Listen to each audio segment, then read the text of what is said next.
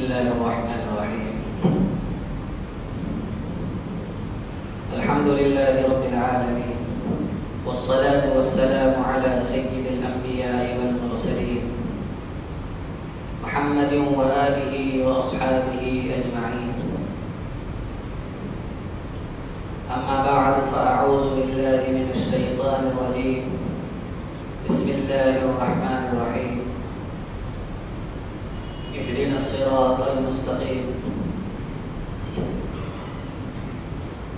وقال رسول الله صلى الله عليه وسلم: إنك لا تدع شيئا اتقاء الله تعالى إلا عوزك الله خيرا منه، أو كما قال عليه الصلاة والسلام. صدق الله العظيم وصدق رسوله النبي الكريم، والحمد لله رب العالمين. اللهم صل على سيدنا محمد وعلى آل سيدنا محمد وبارك وسلم. اللهم صل على سيدنا محمد وعلى آل سيدنا محمد وبارك وسلم. اللهم صل على سيدنا محمد وعلى آل سيدنا محمد وبارك وسلم. محترم بزرگوں اور دوستوں،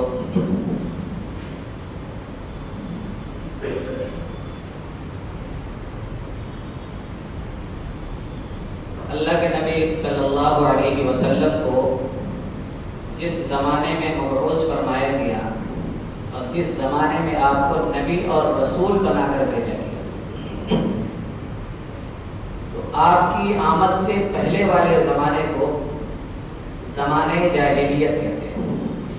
جاہلیت کا زمانہ، جاہلیت کا دور. اور جب نبی صلی اللہ علیہ وسلم آئے تو وہ اسلام کا دور تھا، علم کا دور تھا. اس سے پہلے زمانے جاہلیت، جاہلیت جہالت کا زمانہ. تو اس دور کو جاہلیت اور جہالت کا نام کیوں دیا گیا؟ وجہ کیا ہو؟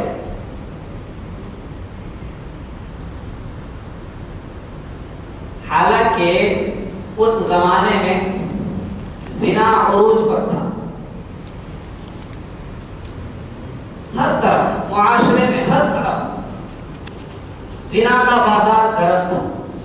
لیکن اس زمانے کے بارے میں یہ نہیں کہا گیا کہ یہ زنا کا دور ہے یا زنا کا زمانہ ہے. شراب نوشی عام تھی، گھر گھر میں شراب. آج تو گھر گھر میں شراب نہیں، لیکن مکے میں، مدینے میں گھر گھر میں شراب. لیکن اس دور کو یہ نہیں کہا گیا کہ یہ شراب کا دور ہے، شراب کا زمانہ نہیں کہا گیا. قتل و غارت کا بازار گرم تھا. بات بات پہ لوگ ایک دوسرے کو قتل کر دیا کرتے تھے. قتل کتنا بڑا گناہ ہے، لیکن اس دور کو یہ نام نہیں دیا گیا کہ یہ قتل کا زمانہ ہے. لوٹ مار کثرت کے ساتھ ہوا کرتی تھی. لوگ دو چار آدمی سفر میں جاتے ہوئے ڈرتے تھے، گھبراتے تھے. باقاعدہ جب تک قافلہ 100 آدمی کا، 200 آدمی کا قافلہ نہیں بن جاتا تھا، تب تک لوگ سفر پہ نہیں جائے کرتے. ڈر تھا کہ ہم جائیں گے اور ہمیں لوٹ لیا جائے، کچھ نہیں بچے گا. لیکن اس زمانے کو نہیں کہا گیا کہ ڈاکوؤں کا دور ہے، یہ ڈاکہ زنی کا زمانہ ہے، یہ نام نہیں دیا گیا. چھوٹے چھوٹے بچوں کو پیدا ہوتے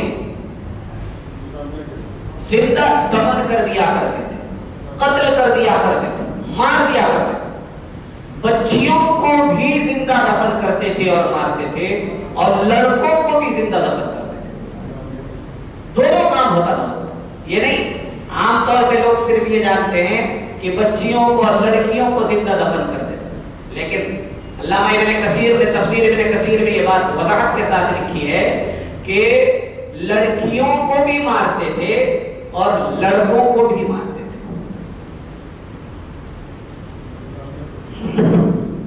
ڈر ہوتا تھا کس بات کا؟ کھلائیں گے کہاں سے؟ کھلائیں گے کہاں سے؟ جیسے اس زمانے میں نعرہ دیا جاتا ہے ہم تو ہمارے تو شیر کا بچہ ایک ہی اچھا. میں نے کہا وہ مر جائے تو سب سے اچھا. تو ایک عجیب و غریب زمانہ تھا، لیکن نہیں کہا گیا کہ یہ بچیوں کو زندہ دفن کرنے کا زمانہ ہے. یہ نہیں کہا گیا. سود کا بازار گرم تھا، ہر آدمی سود میں ملوث تھا. جیسے آج بینک میں اکاؤنٹ کھلوائیے، آپ کے اکاؤنٹ میں خود بخود سود آنا شروع ہے.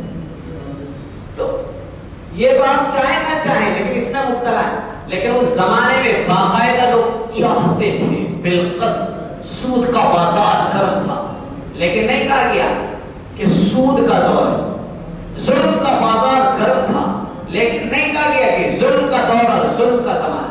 کیا نام دیا گیا؟ جاہلیت کا زمانہ، جہالت کا زمانہ. کیوں؟ اس لیے کہ سب سے بڑی بیماری جو ہے وہ ہے جہالت. سب سے بڑی بیماری، سب سے بڑی بیماری جو ہے قتل نہیں ہے، سب سے بڑی بیماری زنا نہیں ہے، سب سے بڑی بیماری شراب نوشی نہیں ہے، سب سے بڑی بیماری بچوں کو مارنا نہیں، بلکہ سب سے بڑی بیماری جو ہے وہ ہے جہالت، جاہلیت. اللہ کے نبی صلی اللہ علیہ وسلم سے پہلے کا زمانہ جو تھا وہ جاہلیت قدیمہ کہلاتی، پرانی جاہلیت یا جاہلیت اولا، جس کو قرآن نے کہا وَلَا تَتَبَرَّجْنَ تَبَرُّجَ الْجَاهِلِيَّةِ الْأُولَى. تو الجاہلیت الاولا کا نام دیا گیا. یہ پہلی جاہلیت ہے، پرانی جاہلیت ہے. پرانی جاہلیت ہے. ختم کیسے ہوئی وہ جاہلیت؟ اللہ تعالیٰ نے سب سے پہلی وحی دی، اقرا. قائل جہالت کو مٹانا ہے، شراب نوشی کو مٹانا ہے، زنا کو مٹانا ہے، ظلم کو مٹانا ہے، سود خوری کو مٹانا ہے، رشوت کے بازار کو ختم کرنا ہے. کیا کرنا ہوگا؟ اقرا، پڑھو. پڑھنا شروع کر دو، قتل بھی ختم ہوگا، زنا بھی ختم ہوگا، رشوت بھی ختم ہوگی، سود بھی ختم ہوگا، زندہ بچوں کو مار دینا یہ بھی ختم ہوگا. جب تک نہیں پڑھو گے، جب تک یہ ساری بیماریاں معاشرے میں اور سوسائٹی میں پھلتی اور پھولتی رہتی. اللہ کے نبی صلی اللہ علیہ وسلم نے قرآن اور حدیث کے ذریعے اس جاہلیت کو ختم کر دیا. اللہ کے نبی صلی اللہ علیہ وسلم نے لوگوں کو قرآن دیا، حدیث دی، پڑھایا. لوگوں کو جب پڑھانا شروع کیا قرآن کی شکل میں، حدیث کی شکل میں، تو جاہلیت ختم ہو گئی. ایسا معاشرہ وجود میں آ گیا کہ وہاں قتل نہیں ہو رہا تھا، زنا شاذ و نادر کہیں کہیں کوئی کر لیتا تھا، چوری کوئی ایک آدھ واقعہ پیش آ گیا، ورنہ عمومی طور پر یہ ساری بیماریاں ختم ہو گئی. سارے جرائم کرائم سب ختم، سب بدل گئے. وجہ قرآن اور حدیث کا علم ہے ہی ایسی چیز کہ یہ ساری بیماریوں کو ختم کر دیتی ہے. قرآن اور حدیث کے اندر اللہ نے وہ تاثیر رکھی ہے کہ جب آدمی اس کو پڑھتا ہے، جب اس کو سمجھتا ہے، اس کے اوپر ایمان لاتا ہے، اس کے اوپر عمل کرتا ہے، اس کے مطابق زندگی گزارتا ہے، تو پھر یہ ساری بیماریاں ختم ہو جاتی ہیں. جو جاہلیت کا مقابلہ ہوتا ہے قرآن اور حدیث سے، وہ تھی جاہلیت اولا، جاہلیت قدیمہ. اب ہم لوگ جو اس زمانے میں جی رہے ہیں یہ ہے جاہلیت ثانیہ، یہ ہے جاہلیت جدیدہ، یہ نئی جاہلیت ہے. کیا ہے؟ نئی جاہلیت ہے. جاہلیت ثانیہ دوسری جاہلیت. وہ پہلا دور تھا جاہلیت کا، اور جس دور میں ہم جی رہے ہیں یہ دوسرا دور ہے جاہلیت. ہے وہی چیز، ایک ذرا سا بھی فرق آپ نہیں دکھا سکتے، ایک ذرا سا بھی فرق نہیں دکھا سکتے. اب دیکھیے قتل کا بازار گرم تھا جاہلیت اولا میں، قتل خوب ہو رہا تھا، بات بات پہ قتل. آج ہو رہا ہے نہیں ہو رہا ہے دنیا میں؟ آپ دیکھ لیجیے. شراب نوشی کا بازار گرم تھا اس زمانے میں، آج آپ دیکھ لیجیے کہ شراب نوشی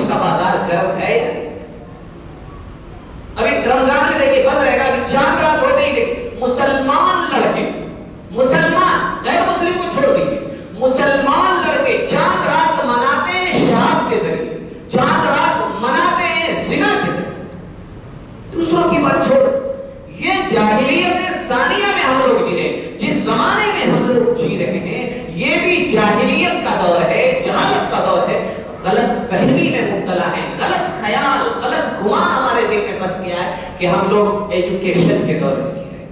ایجوکیشن کے دور میں نہیں ہے، غلط خیال ہے، ہم لوگ جاہلیت ہی کے زمانے میں جی رہے ہیں، اور یہ جاہلیت جدیدہ ہے، یہ جاہلیت ثانیہ ہے، یہ دوسرا دور ہے،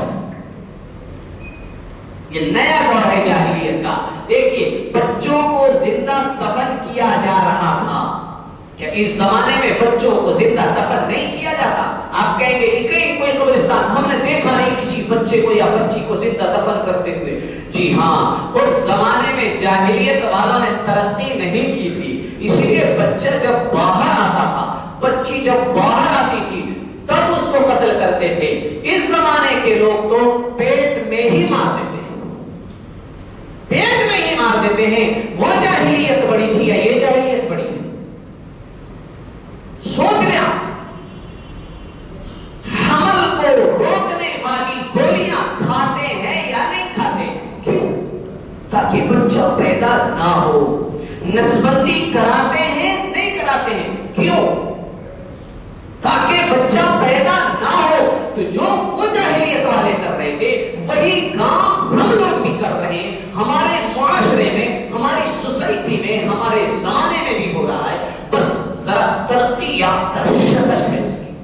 تو جاہلیت نے ترقی کی ہے، جاہلیت ختم نہیں ہوئی۔ اللہ کے نبی صلی اللہ علیہ وسلم نے قرآن و حدیث کی روشنی اور نور کے ذریعے اس زمانے کی جاہلیت کو ختم کر دیا تھا۔ اس زمانے میں سود کا بازار گرم تھا۔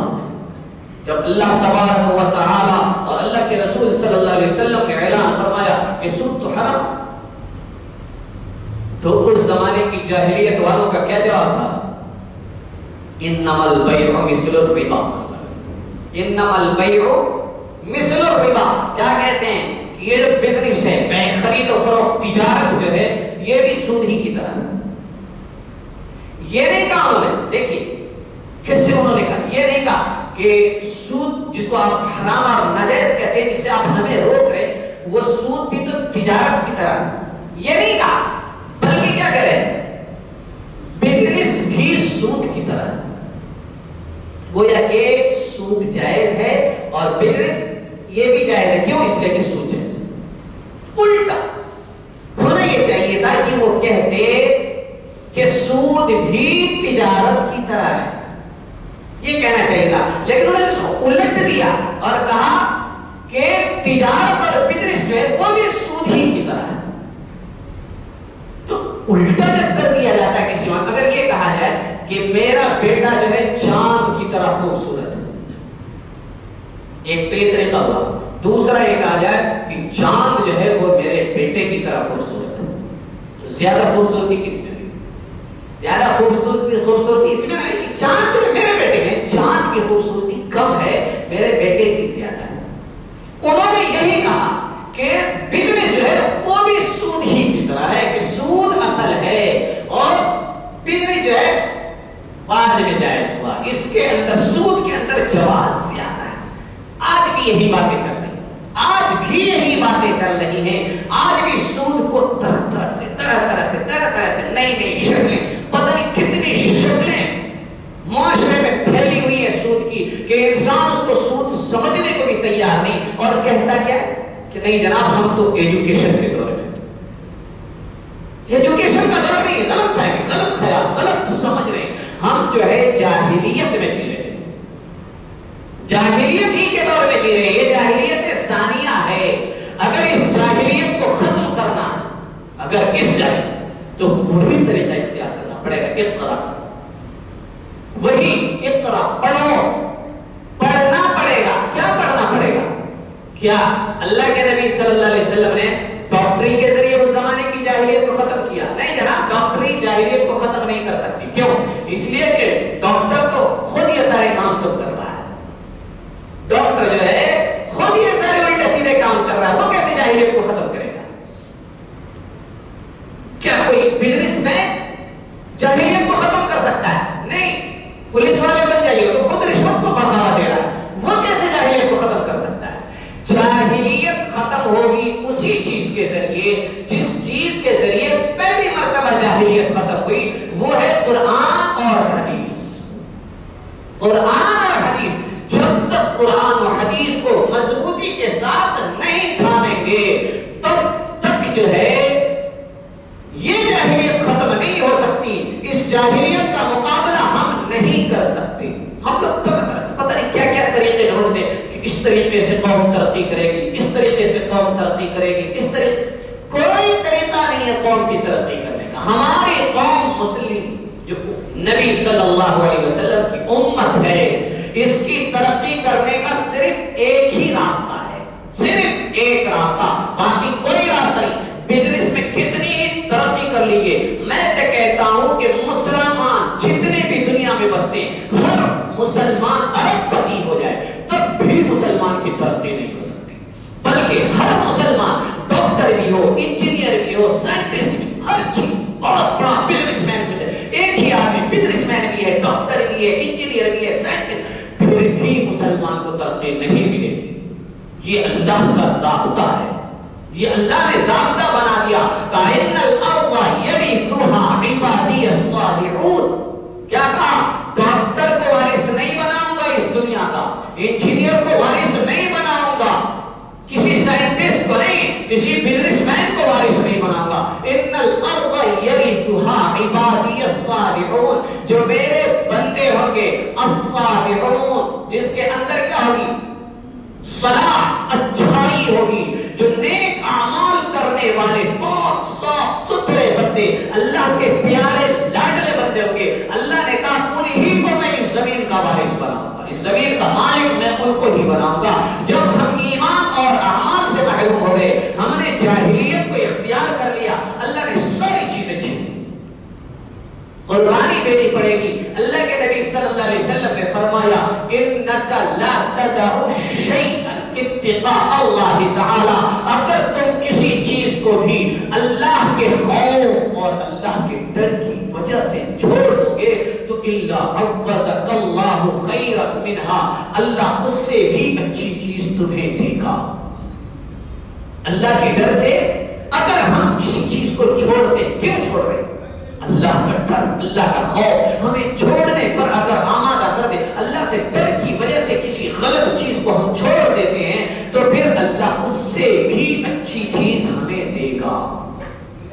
مثال موجود ہے, حضرت یوسف علیہ السلام نے کیا کیا؟ زلیخا جس کو کہتے, چھوڑ دیا نا, زنا نہیں کیا نا. کیوں؟ اللہ کا ڈر تھا. اللہ کے ڈر کی وجہ سے حضرت یوسف علیہ السلام نے زلیخا کو چھوڑا. اللہ نے مصر کی بادشاہت بھی دی, اللہ نے زلیخا بھی دی. کیا کہا اللہ کے نبی صلی اللہ علیہ وسلم نے؟ اگر تم کسی بھی غلط چیز کو کیا کرو گے, اللہ سے خوف, اللہ سے ڈر کے چھوڑ دو گے نا, اللہ اس سے بھی اچھی چیز تمہیں دے گا. اللہ اس سے بھی اچھی چیز تمہیں دے گا جو اس سے اچھی ہوگی. حضرت سلیمان علیہ السلام ایک دن عصر کے بعد گھوڑوں کا, عصر کے ٹائم کیا کر رہے تھے؟ گھوڑوں کا معائنہ کر رہے تھے. گھوڑے پر وہ جہاد وغیرہ کیا کرتے تھے. تو حضرت سلیمان علیہ السلام گھوڑوں کا معائنہ کر اس پہ ایسے مشغول ہوئے, ایسے مشغول ہوئے, ایسے بزی ہو گئے اس پہ کہ پتہ ہی نہیں چلا, اور سورج غروب ہو گیا, عصر کا ٹائم نکل گیا. ان کو اتنا افسوس ہوا, اتنا افسوس ہوا کہ اس کے بعد انہوں نے کہا جتنے ان گھوڑوں نے مجھے نماز سے مشغول رکھا ہے, ان گھوڑوں کی وجہ سے میری نماز چھوٹی ہے, اس لیے سارے گھوڑوں کو قربان سب سوا کر دو, سارے گھوڑوں کو ختم کر دو, اب ان کی ضرورت نہیں. جبکہ اس زمانے میں سواری کیسے ہوتی تھی؟ ان گھوڑوں سے ہی ہوتی تھی. آج ہم لوگ کیسے کرتے ہیں کہ ہماری نماز اگر چھوٹ گئی ہو تو ہم نے دکان کو یاد لگا دی. ایسا ہوا کبھی نہیں ہوا. حضرت سلیمان علیہ السلام ایک تو گھوڑے نہیں, گھوڑے لاکھوں میں ملتے ہیں جناب, گھوڑے سینکڑوں ہزاروں گھوڑے تھے. حضرت سلیمان علیہ السلام کو سب کو ختم کرو, اس کی وجہ سے میری نماز چھوٹ گئی ہے, یہ سبب بنے ہیں یہ گھوڑے میری نماز, اس لیے سب کو قربان کرو, سب کو چھوڑ ہٹاؤ. کیا فرمایا اللہ کے نبی صلی اللہ علیہ وسلم نے؟ اللہ کا ڈر, اللہ کا خوف, اللہ کا تقوی تمہارے دل میں ہو, اور اس کی وجہ سے اگر تم کسی چیز کو قربان کرو گے اللہ اس سے اچھی چیز تمہیں دے گا.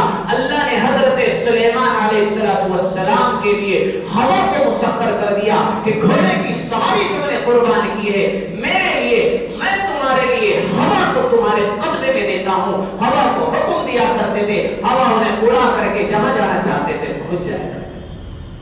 اچھی چیز دی نا، اگر ہم سود کو چھوڑیں گے اللہ اس سے اچھی چیز ہمیں دے گا، زنا کو ہم چھوڑیں گے اللہ اس سے اچھی چیز دے گا، لڑکی کے پیچھے دیوانے ہو رہے ہیں اس کو اگر ہم اللہ سے ڈر اللہ کے خوف کی وجہ سے چھوڑیں گے اللہ اس سے اچھی چیز دے گا۔ صحابہ کرام نے اللہ کی وجہ سے مکے کو چھوڑا، گھر پار تجارت سب چھوڑ کر کے چلے گئے، اللہ نے مدینہ دیا، اور مدینہ دینے کے بعد اللہ نے کیا کیا ملک شام، عراق، مصر، پورا خراسان تک کا سارا علاقہ دے دیا، صرف ایک مکہ چھوڑنے پر کیا کیا، کتنے سارے علاقے اللہ نے ان کو دیے کہ حضرت ابو ہریرہ رضی اللہ تعالیٰ عنہ جو بھوک کی وجہ سے چکر کھا کے گر جاتے تھے، حضرت ابو ہریرہ بھوک کی شدت سے چکر کھا کے گر جایا کرتے تھے، اور وہ دور آیا کہ حضرت وہ ریشم کا کپڑا جو لے کر کے ناک صاف کرتے تھے، وہ دور نہیں آیا۔ اسی لیے کہا جاتا ہے اللہ کا ڈر، اللہ کے خوف کی وجہ سے چیزوں کو قربان کرنا سیکھیں، اللہ اس سے اچھی چیز دے گا۔ دکان میں آپ ہیں، آپ کہتے ہیں کہ مجھے ٹائم ہے، آپ قربان کر کے دیکھیں، اللہ کا ڈر اگر آپ کو مسجد میں لے آئے، خدا کی قسم کھا کر کہتا ہوں، ممبر پہ بیٹھ کہتا ہوں، ممبر پہ بیٹھ کے کہتا ہوں، جمعے کا دن ہے، مقبولیت کی گھڑی ہے، خدا کی قسم کھا کر کہتا ہوں، میرے نبی نے فرمایا ہے، میرا قومی ایمان ہے، یقین ہے، آپ کو اللہ اس سے بہترین چیز دکھا۔ ابھی کسٹمر ایک گراہک کو چھوڑ کے جائے، اللہ 10 کسٹمر 10 گراہک کو بھیجے گا، 1000 آپ قربان کرے اللہ 1,00,000 آپ کے اوپر نچھاور کرے گا۔ لیکن ہم لوگوں نے دنیا کے پیچھے ایسے مگن، ایسے مست، ہائے رے دنیا، ہائے رے دنیا ایسے ہو گئے کہ آخرت کی ہمارے نظر میں کوئی قیمت ہی نہیں۔ اس لیے ہمیں چاہیے کہ اللہ کے نبی صلی اللہ علیہ وسلم نے جو ہمیں سکھایا ہے کہ اللہ کے لیے ہم چیزوں کو قربان کرنا سیکھیں، قربان کرنے کی عادت بنائیں، تو اللہ تبارک و تعالیٰ خود اپنی زندگی میں محسوس کریں گے کہ اللہ ہمیں اس سے بھی کئی گنا زیادہ بہتر چیز عطا فرماتا ہے۔ اللہ تعالیٰ مجھے بھی اور آپ کو بھی عمل کی توفیق عطا فرمائے۔ مختصر سی دعا کر لیں۔